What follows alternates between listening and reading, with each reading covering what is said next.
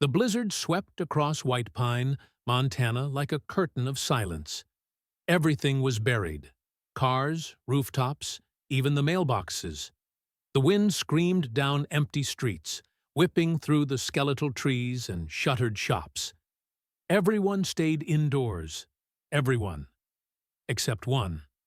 Out past the edge of town, where civilization turned into frozen fields, a dog sat chained to a rusty fence post behind a long-abandoned farmhouse. He had no shelter, no food, and no name. The snow clung to his fur like needles. He'd stopped whimpering hours ago. His paws were cracked and raw, frozen to the ground. His ribs pressed against his skin like barbed wire, and his eyes, those quiet, soulful eyes, were barely open, watching the white world blur into nothing. The rope around his neck had cut deep, leaving raw flesh exposed to the cold. He had been left to die, and he almost did. Officer Ryan Hale was finishing his double shift when he got the call. Nothing major, just a weather advisory update. But something told him to take the long way home. Maybe it was instinct, maybe something more. As he drove past the farmhouse, something flickered in the corner of his eye. A shape. Small. Still. He slowed the cruiser. Stopped. No movement. Just snow and wind. But something didn't feel right. Ryan stepped out into the biting cold and trudged through the snow. His boots sank into the drift. The wind stung his face. And then he saw him. A dog. Barely breathing. Frozen in place. Ryan dropped to his knees. "Hey, hey, buddy," he whispered, voice cracking. "No, no, no. What the hell?" The dog didn't respond. Just looked at him. Those eyes hollow but still there. Ryan gently touched his shoulder. The dog flinched. "It's okay. I got you. You're not alone anymore." He saw the rope, frayed and cruelly tight. He sliced it with his pocket knife and wrapped the dog in his own coat, lifting him slowly, carefully, like he was holding something sacred. "Stay with me," Ryan murmured. "Please, stay with me." Back in the cruiser, he turned the heat all the way up. He placed the dog in the passenger seat, cradling him like a child. "I'm gonna call you Bruno," he whispered. "You hear me? You're not dying today." At the vet, things didn't look good. "He's hypothermic, malnourished, frostbite, infection. His organs are shutting down," the vet said, shaking her head. "We'll try everything, but he might not make it through the night." Ryan stayed in the waiting room all night, pacing, praying. A war veteran, he'd seen people die. He'd seen friends die. But this dog, this quiet, broken soul, he couldn't lose him. Not now. And then, morning came. The vet stepped out, tired but smiling. He made it. Ryan sank into the chair and wept. Not just for Bruno, but for himself. For all the loss he'd buried. For the loneliness he never spoke about. Bruno didn't heal quickly. His body recovered first, slowly. But his spirit, that took time. He didn't bark. Didn't wag his tail. Wouldn't sleep unless he was curled up in a corner where no one could see him. He cowered at raised voices, flinched when the TV got too loud. He didn't know how to play, how to rest, how to trust. Ryan tried everything. He read to him at night, aloud, from mystery novels and old newspapers. He cooked him fresh chicken and rice, hand-feeding him.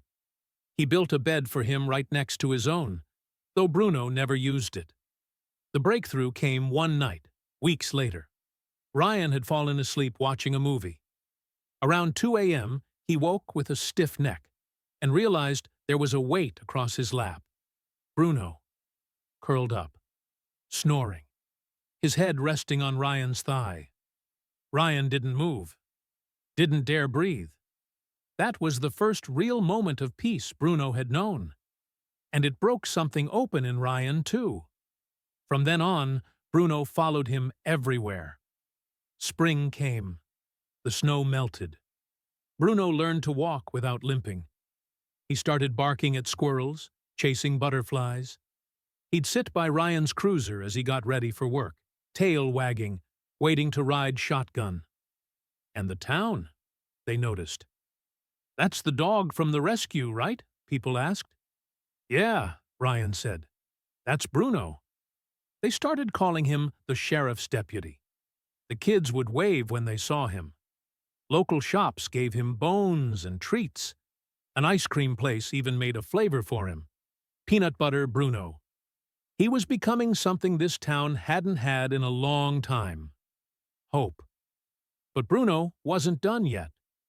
One warm July evening, a call came in.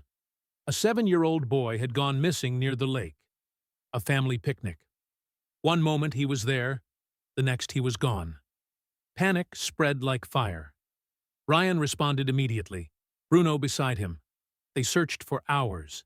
And then Bruno stopped, sniffed the air. His ears stood up. Then he bolted. "Bruno!" Ryan shouted, chasing him through the woods. And there, curled beneath a tree, scared and crying, was the boy. Bruno was beside him, licking his face. The boy clung to Bruno like a lifeline. Ryan called it in. The entire town watched Bruno walk that boy out of the woods, tail wagging, head held high. He was a hero. They gave him a medal at City Hall. The mayor cried. The boy's mother hugged Ryan like he'd saved her world. "No," Ryan said quietly, looking down at Bruno. "He saved him." Years passed. Ryan got married. Bruno was the best man. He even wore a little bow tie. When Ryan's daughter was born, Bruno slept beside her crib every night. When she took her first steps, he was her balance. When she cried, he was her comfort. But time, as it always does, moved on. Bruno grew slower. His eyes clouded. He couldn't jump into the cruiser anymore. So Ryan lifted him every day, without fail. Then, one quiet morning, Ryan woke up and Bruno didn't. He was lying in his favorite spot by the window, the sun warming his fur. Peaceful. Ready. Ryan buried him beneath the old oak in their backyard. The whole town came. They shared stories, pictures, tears. On his tombstone, it read, "Bruno, he was left to die, but taught us how to live." Every winter, on the day Ryan found him, he drives out to that same field with his daughter and Rosie, their new rescue pup. They lay a flower and a treat by the fence post.